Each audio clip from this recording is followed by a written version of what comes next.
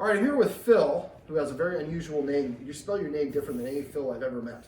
And Phil is a very happy and excited dog, but he doesn't have a lot of great boundaries. So in this video, I'm going to show you how you can teach your dog to respect an invisible boundary, or in this case, to stay out of the kitchen. Now, I have a handful of really high-value training treats, and in a second, I'm going to throw them over my shoulder. I'm going to not allow Phil to leave this line, to cross this line. I'm imagining the line goes from here to this post, right across. Now, I am force-free. Now, I can do this by kind of walking towards him and intimidating him, slight intimidation. I will do that a little bit later on, but the first thing I always like to do is teach the dog a completely passive way so the dog can voluntarily do what we want. And the first part of this is really teaching your dog an out command. So basically, I'm gonna have him come over here, so he's in, and I want him to leave here. I want to put in context what going out means. So I have a treat, and I roll it there. Well, that wasn't a good roll because it went on the couch, but I'll put it right there. Out. So basically what you want to do is just roll it about 3 feet outside the boundary. The dog goes and licks it up. Anytime you give a treat, the treat should go in the mouth first. They should hear the command word after. So then what we're doing is putting context. Leaving is a rewardable thing. Normally, leaving, being excluded from the group in dogs is like one of the worst punishments there is. So when we're here and the dog is on our foot, we're like, ouch. Well, the dog's like, now it's like a double, triple negative. We don't want the dog to do it. We want the dog to voluntarily. So to teach an out command, I would do it here. I would do it on that side of your kitchen. I would do it around the dining room table. I would do it all the doorways in your house. So that way you can tell them to leave every room in your house. I would also do it this way. Phil. Phil. So you go like this and say kitchen. So you're going to assign a command word that means to go in the room and to go out of the room. So this is the first stage. All right. So when you do this, I usually do this about two outs. And then I would go over there and do 2 outs. And every doorway in your house, do 2 outs. Then I would go back and repeat, go back to the first place, and then do 1 in for each one. I would do this probably, and your kids can help you out with doing this as well, because that way the dog is used to leaving the room for anyone. The guardians here are making the dog go to a dog bed, which I find a little bit too specific. I want the dog just not cross the line, or respect the rule, but I don't really care if I don't want to be so specific. A lot of times we have a tendency to kind of micromanage the dog. You probably don't want to put that there. We'll put it up there for now. All right, Phil. So now I've got a bunch of treats. He knows I have these treats, and I can just toss them out here. Now he's still, so I take a step backwards. I'm going to keep my authority pointed towards him. Whichever direction my hips and shoulders are pointing is where my authority goes. You might see him breathe a little heavy. This is stressful and difficult for dogs to do at first, because normally they just go get it. So I'm mirroring him. So he sits. I take a step backwards immediately to tell him.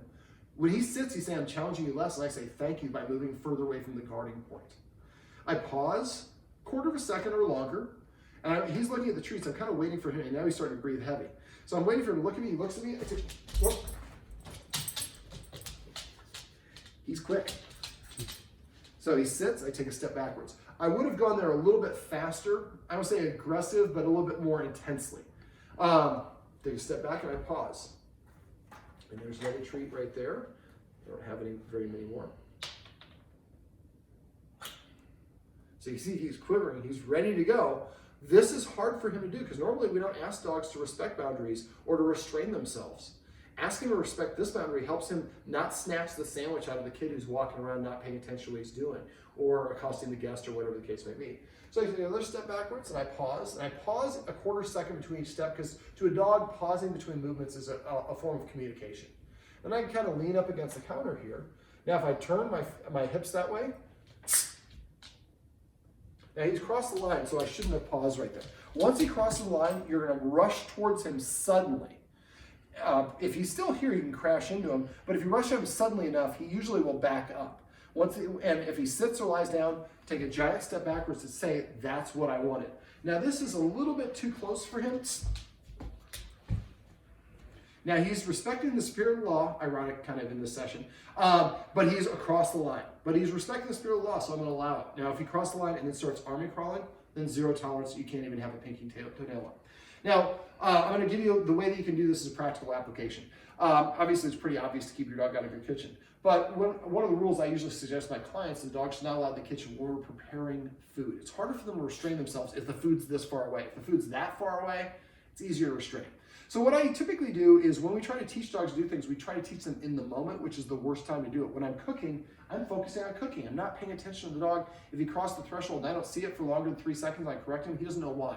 Remember, 3 seconds to correct your ordered dog. So what I would do is once I've established it like I have here, take a step backwards. I'm not going to do it, but I would pause between each step and watch, keep my torso pointed towards him. I'm going to grab a piece of bacon or roast beef or some sort of meat that I can microwave. I'm going to put it on a plate. I'm going to microwave it. Do you have a microwave? Oh, it's over there. So, and you put painter's tape down so it knows exactly where the line is. Microwave it, then put it right here. Then start doing your meal prep. Now, the whole time you're keeping your hips pointed towards me at first. Eventually, you can be a little bit lazier and just watching with your eye. But I pull out all the pots, the pans, I turn the stove on, I boil the water, pull the stuff out of the fridge. It sure looks like I'm cooking. I'm in the place where we normally cook. It smells like I'm cooking. But as soon as he crosses the line, I stop and I'm rushing towards him. So after a while, he's like, blue shirt people come, and now just they see everything. What we're doing is we're prepping, and once he sits or lies down, then I can put the bacon away and start my actual cooking. I essentially taught him, did a warm-up exercise. And after a while, he'll just come and he'll just stop right here at the line and just wait. And so this is a great way to help your dog practice listening to you, respecting boundaries, and eventually policing it himself where he just knows not to do it. Now later on when you're in the kitchen and he comes and he stands here and he's allowed to come in, don't say no. Remember, not saying no is akin to saying yes. And he might stay here, like whimper or whine, don't say anything. When he does cross it, he might cross it like, nobody said anything. And took another step and nobody said anything. Now this is a little dangerous because this is the very first time I've done this. So unlike a lot of people you see on TV, they like do it 12 times and then the dog knows how to do it. I didn't know what he was going to do, which is why I got that one. But the idea is practice this a couple times, maybe a couple times a day if you can for about a week or two. After a while, it'll be really easy to practice, and then you can get out, and then you can go and cook and do what you want to do. You do the same principle with your dinner table. Just sit down and get a piece of roast beef and cut it up and put it in everybody's plate, and somebody's watching, so no matter where the dog goes or somebody's looking, who's like, Dad! And Dad gets up and goes and enforces it. So that way the dog, we can practice it for there, we can practice around kid toys, playing in the basement, around here if we have cocktails or whatever. So it's just an opportunity for you to help your dog develop a little bit of self-restraint, self-control. Well, this handsome fella is Phil. There's an F in that spelling, because I'm telling you it's not a crazy one. This is Phil, and these are some tips and tricks you can use if you want to teach your dog to stay out of the kitchen or behind an invisible boundary.